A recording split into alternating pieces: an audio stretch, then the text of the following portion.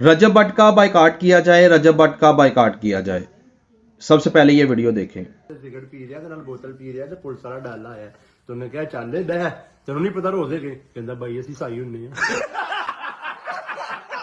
ਬਾਈ ਜੱਦੀ ਸਾਈ ਹੁੰਨੇ ਆ ਤੁਹਾਡੇ ਰੋਜ਼ੇ ਨਹੀਂ ਹੈਗੇ ਬੜਾ ਤੂੰ जी आपने ये वीडियो देखी, आपने इस वीडियो को ज़रूर आगे शेयर करना है। बहुत से मसीही ये समझ रहे हैं कि इसने जो है वो मसीहियों की दिल आज़ारी की है और इसको मसीहियों से माफ़ी मांगनी चाहिए, जबकि मैं इस हक में नहीं हूँ।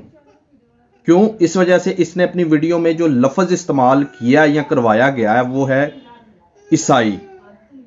मैं मसीही हूँ, मुझे लफ्ज़ ईसाई से कोई भी प्रॉब्लम नहीं होनी चाहिए। हाँ, अगर ये अपनी वीडियो में लफ्ज़ ईसाई की बजाय मसीही इस्तेमाल करता तो मुझे प्रॉब्लम होनी चाहिए थी, मुझे एहतजाज करना चाहिए था।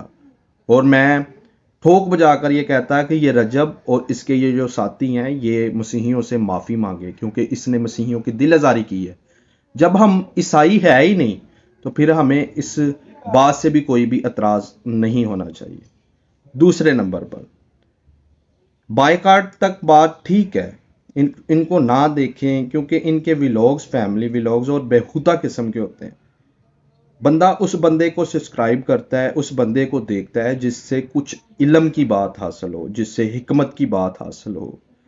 ये लोग फैमिली व्लॉग्स बनाते हैं और बेहुदा किस्म के जो है वो व्लॉग्स बनाते हैं, तो लिहाजा इन लोगों से दूर रहें और ख़ुद को भी और अपनी फैमिलीज़ को भी इनसे दूर रखें। इस हक़ में मैं ज़रूर हूँ, लेकिन ये मसीहियों से माफ़ी मांगे इस वजह से कि इसने अपनी वीडियो में लफ्ज़ ईसाई इस्तेमाल किया है, तो ईसाई लफ्ज़ का गुस्सा ईसाइयों को लगना चाहिए।